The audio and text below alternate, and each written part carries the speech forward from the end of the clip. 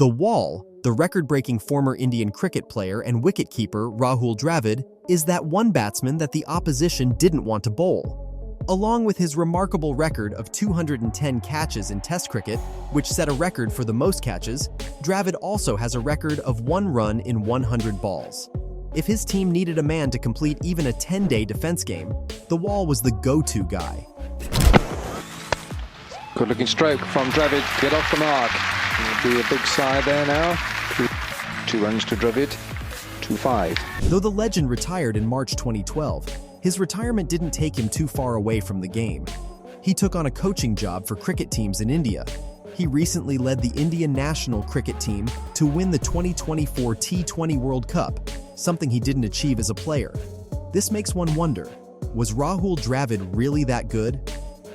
It was no surprise that Rahul Dravid's career would become legendary. At just 12 years of age, he was already turning heads as he represented Karnataka at the under-15, under-17, and under-19 levels. The future legend seemed destined to shine as he dominated players who were years older than him. With a cricket bat in one hand and textbooks in the other, in February 1991, the 18-year-old Dravid made his professional debut, competing in the Ranji Trophy while still attending St. Joseph's College of Commerce. Bad delivery and punished. It's 4 more to India. That day, Dravid played with poise well above his years, hammering off a superb 82 in his opening innings. It was evident from that outstanding display that this young cricket player was not your typical player. In the same season, Dravid stunned supporters by scoring an incredible century against Bengal. He scored 3 more centuries after that and finished the 1991-1992 season with 380 runs and a stunning 63.30 average. Indeed, the youngster's feat that season was spectacular, almost miraculous, and earned him a coveted spot on the South Zone team for the prestigious Duleep Trophy. Remarkably, he did all this without letting go of his education. After his bachelor's degree, Dravid furthered his education by pursuing his MBA, but his focus on his cricket future was also razor-sharp. In the 1994-1995 season, he finally got the recognition that he deserved and was called up to play for India A against Australia and England, and he unexpectedly excelled in both games.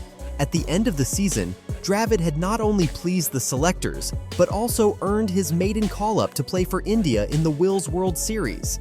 That call-up marked the beginning of a legendary journey that would reshape the course of cricket history. But would the road ahead be smooth or filled with challenges? Rahul Dravid's path to greatness was anything but smooth. Everyone believed his moment had finally arrived when he first arrived in the team, but reality hit hard, and he was kept on the bench more often than not, with the coaches favoring flashier players. Even with an astonishing consistency in domestic cricket, Dravid was surprisingly left out of the squad for the 1996 World Cup.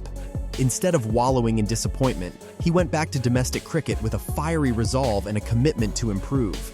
Finally, on April 3, 1996, Dravid got his first shot in international cricket during the Singer Cup in Singapore, but Muttiah Muralitharan's brilliance left him frozen. In the next match against Pakistan, the story was no different. Dravid scored just 4 runs before being run out in a moment of hesitation. 2 matches, 2 failures. Whispers started circulating. Is he cut out for the big stage? But Dravid wasn't one to listen to critics. India's tour of England in the summer of 1996 came with another opportunity. Dravid wasn't part of the original playing 11, but with experienced batter Sanjay Manjrekar injured, Dravid knew he had to seize the rare opportunity, and he did. During warm-up matches against Gloucestershire and Leicestershire, the eager youth's performances were steady, but weren't spectacular enough to guarantee him a place in the starting lineup, so he sat out the first test. Then, in the second test at Lord's, India was in a delicate situation, and that was when Dravid called upon for his test debut. Handsome stroke. It's a handsome stroke for dividends, 4 of them. One of the rare occasions that he's straight in line and length. That's a juicy... Could this newcomer handle the pressure? Facing a bowling attack led by Dominic Cork and Chris Lewis, Dravid batted as if his life depended on it. Shot after shot, he slowly built his innings. As the runs piled on, so did the pressure. The crowd began to take notice of the young batter's composure. Just when it seemed Dravid would score his maiden century on debut, on 95, he nicked a delivery from Chris Lewis, and the ball flew into the wicketkeeper's gloves. 5 more runs and his name would have been etched in the history books, but unfortunately, things did not go that way. Spectators knew they had witnessed something special. The wall was beginning to take shape. Dravid's hunger only grew, and in the match against British Universities, he scored his first unofficial century. In the third test, the newbie once again showed his worth, scoring a well-crafted 50 in the first innings. By the end of the series, Dravid had not only proved that he belonged at the international level, but he had also secured his place in the team with an average of 62.33. Rahul Dravid was no longer just another cricketer. He was a rising star who had great potential, and how much better did he become? After his stellar debut series in England, Dravid made his first appearance in Test cricket on home soil against Australia and batted at number 6, scoring 40 runs. Then came November 1996, when Dravid batted at number 3 for the first time against South Africa. He managed only 175 runs at an average of 29.16, leaving him disappointed. Some doubted whether he could handle the responsibilities of the coveted number 3 spot, but Dravid was not one to give up. The real test was during India's tour of South Africa. In the first test at Durban, India was set an impossible target of 395 on a treacherous pitch. The team crumbled under the relentless pace and bounce of the South African attack.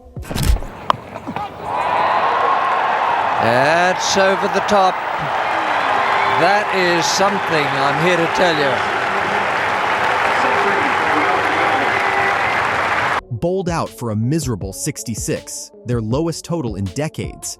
Yet amidst the carnage, Dravid remained unbeaten on 27. In the third test, Dravid was promoted to number 3, and there he played one of the finest innings of his young career, scoring 148 in the first innings and following it up with 81 in the second. His technique, patience, and resilience under pressure earned him his first Man of the Match award. And although rain robbed India of a potential victory, Dravid emerged as the highest run scorer of the series, with 277 runs at an average of 55.40. His name was starting to become a household name in India at that point. In 1997, Dravid's next challenge took him to the West Indies. Across the series, he amassed 360 runs at an average of 72.00, becoming India's most consistent batter. His innings of 92 in the final test won him a joint Man of the Match award. With 450s in the series, Dravid finished as India's leading run scorer. By the end of the 1996 to 1997 season, he had piled up 852 runs, including 650s and a century, laying the foundation for what would become a legendary career.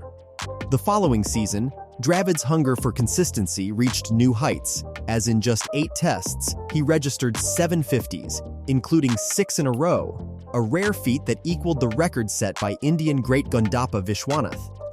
Across 7 tests, Dravid scored 752 runs at an average of 62.66, including 4 centuries in the 1998-99 season. Sliced away, this could go for 4. It does, up and over the slips. Well, there was width there. His maiden century came against Zimbabwe, where he scored 118 in the first innings, only to see India lose the match. Later, during the Asian Test Championship in Colombo, he again showed his bravery, batting fearlessly at short leg. He took a blow to the face, but continued fielding, and even went home with a century in that same match. While Dravid's Test career flourished, his journey in ODIs was still marked by skepticism. Critics complained that his methodical batting didn't suit the faster-paced format, but Dravid, ever determined, took it as a challenge. During the 1998 to 1999 New Zealand tour, he smashed a run-a-ball 100, proving that he could adapt to any format. Then he followed it up with another century in the Pepsi Cup, and in a match against Pakistan, he even managed to take his first international wicket. In Sharjah, Dravid continued to surprise everyone. Not only did he score 50s, but he also stepped in as a makeshift wicketkeeper and completed his first stumping and catch behind the stumps. But what did all that hard work bring in the end? Rahul Dravid's childhood dream of playing in a World Cup became a reality in 1999, and it was on this stage that his legendary grit made cricket history. The legend entered the tournament in top form, scoring back-to-back 50s in warm-up games against Nottinghamshire and Leicestershire, raising fans' hopes that he could anchor India's campaign. Dravid's debut match in the World Cup came against South Africa at Hove, and he immediately impressed spectators with composed innings, scoring a steady 50. However, despite his effort, India lost. Things went from bad to worse when India suffered an unexpected defeat to Zimbabwe. Dravid managed just 13 runs, and suddenly, India's World Cup dreams were hanging by a thread. They had no room for error. The next 3 matches were must-win encounters. With their backs against the wall, India faced Kenya in Bristol, and Dravid decided it was time to rewrite the script. Partnering with Sachin Tendulkar, the Wall scored his first World Cup century. The duo's world record 237-run partnership led India to a crucial 94-run win. However, when wicketkeeper Nayan Mangia got injured in the game, Dravid had to step in behind the stumps. In the very next match against Sri Lanka at Taunton, Mr. Dependable joined forces with Sourav Ganguly to make history. The pair unleashed a brutal assault on the Sri Lankan bowlers, piling up 318 runs, the first ever 300-run partnership in one-day international history. Dravid scored 145 off 129 balls, smashing 17 fours and a 6, becoming only the second player in World Cup history to score consecutive centuries. India crushed Sri Lanka by 157 runs, igniting hopes of a fairy tale comeback in the tournament. In their final group game against England, Dravid yet again contributed another crucial 50, helping India secure their spot in the Super 6 stage. Yet the road ahead wasn't smooth. Starting the Super 6, India struggled against the top teams, and Dravid could only manage to score 2, 61, and 29 against Australia, Pakistan, and New Zealand, and the team fell short of a semi-final spot. That should go all the way. That was properly hit. Though India's campaign ended in disappointment, Dravid emerged as the tournament's top scorer, amassing 461 runs in 8 matches with an average of 65.85 and a strike rate of 85.52. However, the early exit took a toll on his confidence, and his form dipped during the Iowa Cup, where he managed just 40 runs across 4 matches. Dravid's slump didn't last long, as in the DMC Cup, he bounced back with a match-winning 77 and 4 catches, earning the Man of the Match award. Then, in the Singapore Challenge, Dravid smashed a century in the final, announcing his resurgence. By the end of 1999, he had scored 782 international runs across formats, leading the world run charts. In a home test series against New Zealand, Dravid's 144 at Mohali became one of the defining moments of his career. India had been bowled out for a humiliating 83 in the first innings, but Dravid's century in the second innings rescued them, marking his first Test 100 on Indian soil. He followed this up with a phenomenal ODI series, scoring 240 runs across 5 matches at an average of 60. His innings of 153 in Hyderabad, coupled with a 331-run stand with Tendulkar, set another world record that stood for 15 years. Indeed, he was on fire, but was this Dravid's best performance? In February 2001, cricket's fiercest rivalry was reignited as Australia arrived in India for a much-anticipated series. Riding high on a 16-match winning streak, Australia seemed unstoppable, but what followed was nothing short of a miracle. The series opener in Mumbai was a nightmare for India. Dravid struggled to find rhythm against Australia's relentless bowling attack. Battling on a tricky pitch, he faced 196 balls for a hard-fought 39 in the second innings. Just when it seemed like he might wear the Aussies down, Shane Warne produced a beauty to bowl him, and India lost by 10 wickets. The second test at Eden Gardens in Kolkata was India's last chance to stop the Australian bulldozer. But the match got off to another dreadful start as India was bundled out for just 171 in the first innings. Australia imposed the follow-on, leading by a massive 274 runs, leaving the Indian camp staring at defeat. Whacks at the score and then a beautiful back foot drive. Hit for 4. To make matters worse, Dravid's usual number 3 spot was given to VVS Laxman after Warne dismissed Dravid cheaply once again. It seemed like Dravid's dream of turning the series around was slipping away. When Dravid walked out to bat at number 6 on the third day, India was shaky at 232 quarters, still 42 runs behind Australia's lead. With the series and national pride hanging by a thread, Dravid knew this was his moment to fight back. Standing at the other end was VVS Laxman, already playing one of the innings of his life. What followed was one of the greatest partnerships in Test history.